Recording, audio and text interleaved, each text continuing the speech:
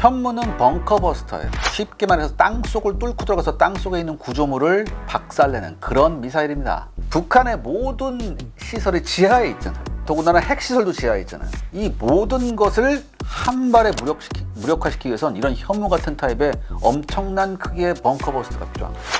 북한의 벙커버스터?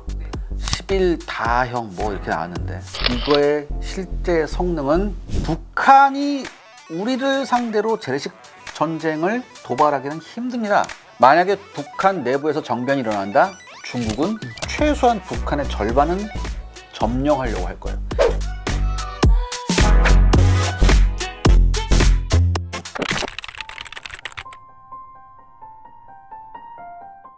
이것부터 말씀드릴게요. 현무는 벙커버스터예요. 쉽게 말해서 땅속을 뚫고 들어가서 땅속에 있는 구조물을 박살내는 그런 미사일입니다. 그런데 현무가 나오기 전까지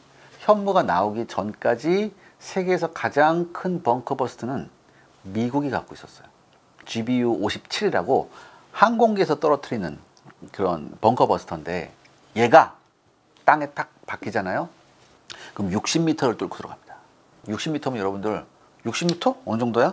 20층 건물 높이에요. 60 딱 뚫고 들어가서 거기서 빈 공간을 딱 만나면 거기서 꽝 터져요. 꽝 터져요. 그렇죠? 근데 현무는 확실히 미국이 가지고 있는 이 GBU-57보다 위력이 강력합니다. 그러니까 몇 미터 뚫고 들어가는지는 정확히 안 나오는데, 여러 가지 전문가들 사이에서는 의견이 분분한데 최소한 150m까지 뚫고 들어가지 않겠느냐. 그럼 도대체 왜 현무를 그렇게 만들었을까? 이거 현무가 나오고 나서 중국의 반응은 뭡니까? 중국은 얘를 ICBM으로 왔어요. 야, 우리 ICBM이 더 큰데? 이렇게 했고, 미국은 야, 무슨 재래식 탄도미사일 저렇게 오버스펙으로 만들어? 돈이 나가더라? 이런 식으로 얘기했거든요. 근데 우리는 의도가 확실했죠. 벙커버스터예요. 왜냐하면 북한의 모든 시설이 지하에 있잖아요. 더군다나 김정은이 도망가는 데는 굉장히 지하 깊숙이 있겠죠. 더군다나 핵시설도 지하에 있잖아요. 이 모든 것을 유사시에 한 발에 무력화시키기 위해선 이런 현무 같은 타입의 엄청난 크기의 벙커버스터가 필요한 거죠. 탄두가 8톤이에요. 탄두가 8톤. 그리고 이 탄두가 8톤이란 건, 여러분 뭐냐면, 이 탄두가 뭐냐면 그 중에 한 6톤 정도는 엄청나게 굉장히 단단한 강철 덩어리고 2톤만 폭약이에요. 그렇게 추정이 되어지거든요. 이 단단한 그 강철 만드는 것도 기술이 엄청나게 높은 진입장벽의 기술입니다. 이걸 우리가 해낼 거예요. 자, 근데 그렇다면 왜 이렇게 우린 괴물 미사일을 만들어야만 했을까? 제가 말씀드렸죠. 이제 뭐 모든 북한의 중요 시설들이 다 지하에 있으니까. 근데 북한도 이걸 알아요. 이게 여러분들 벙커버스터는 땅을 뚫고 들어가서 빈 공간을 만났을 때 터집니다. 그러니까 왜? 빈 공간이 뭐니까? 거기에 무슨 시설이 있는 거니까. 빈 공간을 만날 때 터져요. 그런데 여러분 이거예요. 북한 애들도 바보가 아니기 때문에 어떻게 했냐면, 지하 시설을 만들 때 위에 일부러 가짜 빈 공간을 만들어 놓습니다. 그러면 현무가 들어갔을 때 첫 번째 빈 공간을 만났을 때 펑 터져버리면 어떻게 돼요? 나머지 시설은 멀쩡하잖아요. 그래서 8톤의 탄두 중에서 6톤은 단단한 강철이고 2톤은 폭약이에요. 이 폭약이 뭘 하냐? 인공지진 효과를 일으킵니다. 인공지진 효과를 일으키면 어떻게 돼요? 모든 출구 같은 게 다 무너져 내리겠죠. 그럼 뭘 할 수 있죠? 생매장시킬 수 있습니다. 아까 GBU-57 얘기했죠? GBU-57의 탄두는 정확한 숫자가 안 나와 있는데, 미국이 가지고 있는 GBU-57의 탄두 중에 1톤이 폭약이거든요. 근데 그 1톤의 폭약만으로도 엄청난 인공지진 효과를 낼 수 있다는 결과가 나왔어요. 그렇다면 우리 현무는 걔보다 훨씬 탄두도 무겁고 폭약은 2배잖아요. 그럼 현무가 낼 수 있는 인공지진 효과는 어떨까요? 우리가 생각하는 것보다 굉장한 인공지진 효과가 있을 거다. 그 때문에 효과가 굉장히 클 거라고 봅니다. 즉 우리나라만 가지고 있는 벙커버스터 전용의 괴물 미사일이죠.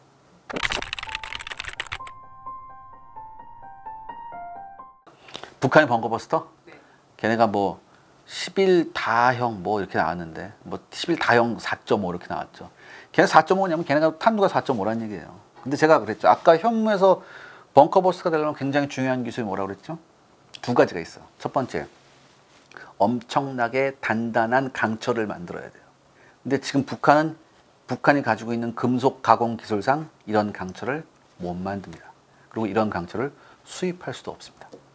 두 번째, 제가 또 말씀드렸죠. 벙커버스터는 어떻게 땅을 뚫고 들어가서 빈 공간을 만났을 때 센서가 작용하면서 터져야 된다. 굉장히 진입장벽이 높은 기술이거든요.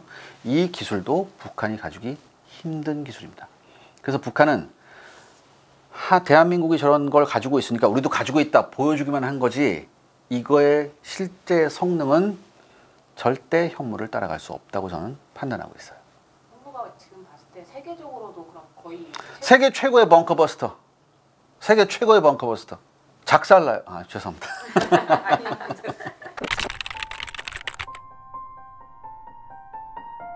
그러니까 여러분들, 북한이, 여러분 전쟁을 하면 보통 이런 생각을 하죠. 야, 뭐 전쟁하면은 그냥 막 수천 대의 북한 탱크들 내려오고 막 여러분, 전쟁을 하기 위해서 가장 중요한 게 뭐냐면 전쟁 수행 능력이에요. 내가 이 전쟁을 결심하고 전쟁을 딱 시작했을 때 이 전쟁을 얼만큼 끌고 갈 수 있느냐, 이게 전쟁 수행 능력이거든요.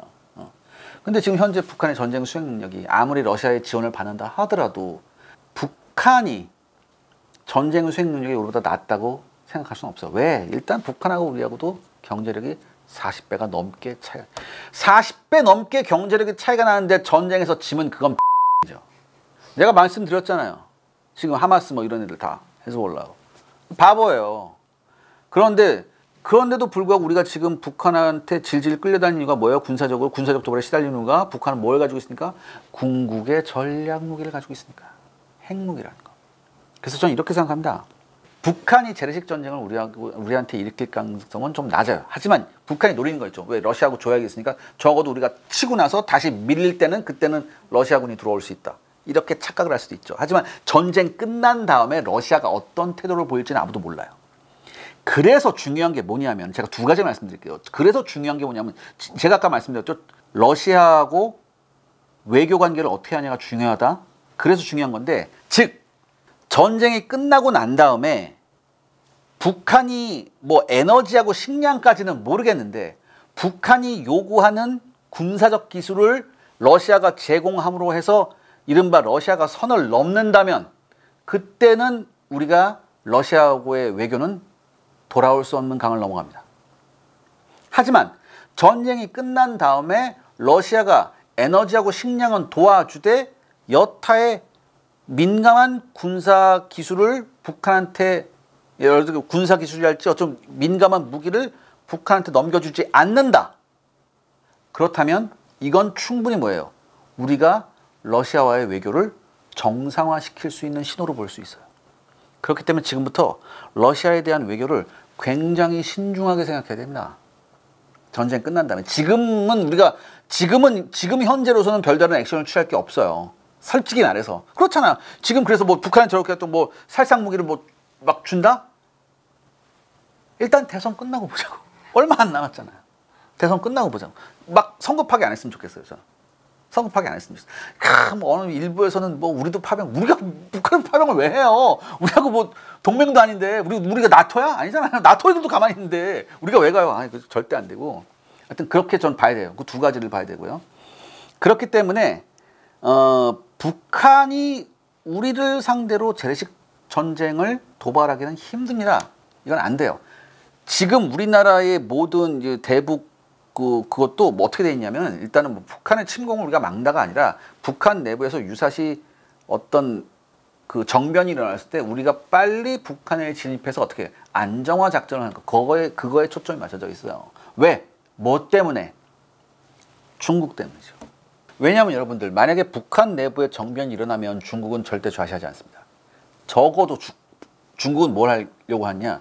북한 절반까지는 해야 돼요. 먹으려고 할 거예요. 왜? 자유민주주의 국가인 우리 대한민국 주도로 통일된다고 했을 때 중국이 맞닥뜨리는 건 뭐냐?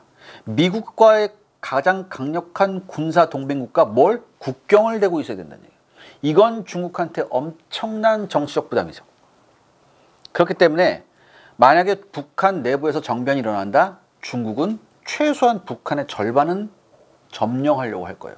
이거를 우리가 어떻게 신속하게 막고 해야 되느냐? 중국군이 압록강을 못 넘게 해야 되느냐?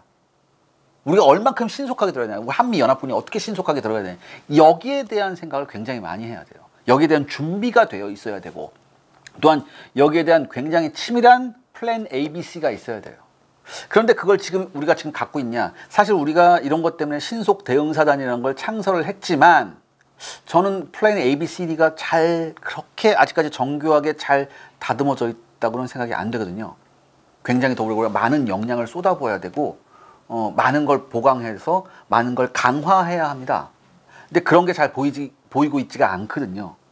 그래서 이런 준비를 좀 더 잘 해야 될 것 같아요.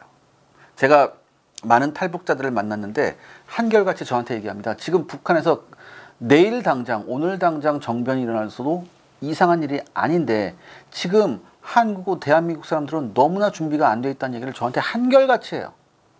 이 사람들이 제일 북한 사정을 잘 할 거 아니에요. 최근에 탈북한, 그 다음에 이 탈북한 사람들이 그냥 주민들이 아니야. 좀 고위직에 있던 사람들이었거든요. 그 다음에 엘리트였거든요. 그런 사람들하고 제가 얘기를 해봤거든요. 근데 이런 얘기를 저한테 해주더라고요. 그래서 이런 준비가 우리가 아직 좀 충분치가 않구나. 빈틈이 많구나. 그래서 여기에 대한 충분한 우리가 대비를 해야 될 것 같아요. 우리가 국제사회의 룰을 어기면서까지 핵을 개발해야 하느냐. 근데 저는 이렇게 반문하고 싶어요. 만약에 우크라이나가 단 한 발이라도 전술핵이 있었으면 러시아가 침공을 했었을까? 그런데 여러분들, 지금 상황이 녹록치 않은 게 뭐냐면, 우리가 이런 얘기 많이 해요. 우리도 뭐 마음만 먹으면 무기 만들 수 있다. 물론 만들 수 있죠. 그런데 우리가 지금 가지고 있는 무기를 만들 수 있는 기술이 좀 여러 군데 좀 빈틈이 많아요. 근데 중요한 건 뭐냐면, 여러분들, 중요한 건 뭐냐면 일본이에요. 일본은 아주 오래전부터 이 핵무기에 관한 기술을 서방의 양해 아래 실험을 다 해놨어요, 얘네들이. 우리는 실험을 한 번도 안 했는데 얘네는 실험을 다 해놨어요. 그래서 시작만 하면 굉장히 빠른 시간 안에 얘네가 핵전력을 보유할 수 있는 능력이 있어요. 더군다나 일본은 1960년대부터 인공위성을 발사한 나라예요. 탄도미사일하고 인공위성은 종이 한 장 차이입니다. 그럼 여기서 다시 돌아와서 미국 입장에서 한번 봅시다. 미국이 동부아시아를 봤는데 반미 벨트가 있네. 러시아, 북한, 중국 반미 벨트가 딱 연결되어 있는데 저 반미 벨트가 연결된 국가 모두 뭐가 있다? 핵무기가 있어요. 그렇다면 미국은 동아시아에서 혼자 핵벨트에 있는 세 나라를 상대해야 돼요. 그 중에서도 두 나라는 초강대국이죠. 즉 우리가 가지고 있는 핵무기로 저들이 가지고 있는 핵무기 모두를 감당할 수 있을까? 이런 고민을 미국이 안 할 수가 없죠. 그렇죠? 그렇다면 미국은 생각할 겁니다. 그렇다면 우리의 동아시아에 있는 동맹 중에 모두를 할 수 없으니까 한 나라 정도는 찍어서 같이 핵무장을 해야겠구나라는 생각을 할 수도 있어요. 왜? 세상이 변했잖아요. 그렇다면 당연히 누구하고 누굴 놓고 보겠어요? 일본, 한국, 호주예요. 근데 호주에는 이미 핵 추진 잠수함 기술을 공급했죠. 제공한다고 했죠. 그 다음에 실질적으로 핵무기를 만든다. 근데 제가 방금 뭐라고 했습니까? 핵무기를 제조하는데 우리는 기술적으로 빈틈이 많아요. 그래서 제대로 된 핵무기를 양산하려면 시간이 굉장히 오래 걸려요. 뭐 10년까지 보는 사람도 있어요. 그런데 일본은 굉장히 짧은 시간 안에 핵무기를 양산할 수 있다. 그렇다면 미국 입장에서 누구를 밀어줄까요? 그 생각을 해봐야죠. 그래서 제가 드리고 싶은 말씀은 뭐냐? 지금 우리의 외교 상황이 굉장히 녹록치가 않습니다. 사실 여러분들, 우리 한반도가 역사적으로 봤을 때 최전성기가 언제일까요? 고구려 그때 광개토대왕이 그때일 것 같아요? 아니에요. 지금이에요. 우리 한반도에 있는 나라들 중에서, 역사 속에서 나라들 중에서 이렇게 해외에 많은 영향력을 끼친 때가 있었나요? 지금이란 말이에요. 이렇게 잘 살 때도 없었어요. 지금이 우리의 전성기예요. 문제는 뭐냐면 이런 전성기가 굉장히 짧게 끝나느냐, 아니면 한 세기 정도 하면서 어느 정도 기초체력을 충분히 키울 수 있는 그런 영원한 선진국 클럽이 되느냐, 지금 그 기로에 놓여 있거든요. 그렇기 때문에 그 어느 때보다도 정치적 역량, 외교적 역량, 또한 군사적 역량이 필요할 때입니다. 이걸 어떻게 균형을 잘 맞춰서 어떻게 해야 되느냐, 거기에 대한 정말 우리나라의 모든 오피니언 리더들이 모여서 좋은 결론을 내주셨으면 하는데, 아무튼 제가 여러분들한테 드리고 싶은 말씀이 뭐냐, 지금 그만큼 굉장히 엄중한 상황에 우리가 놓여 있다. 그것만큼은 사실입니다.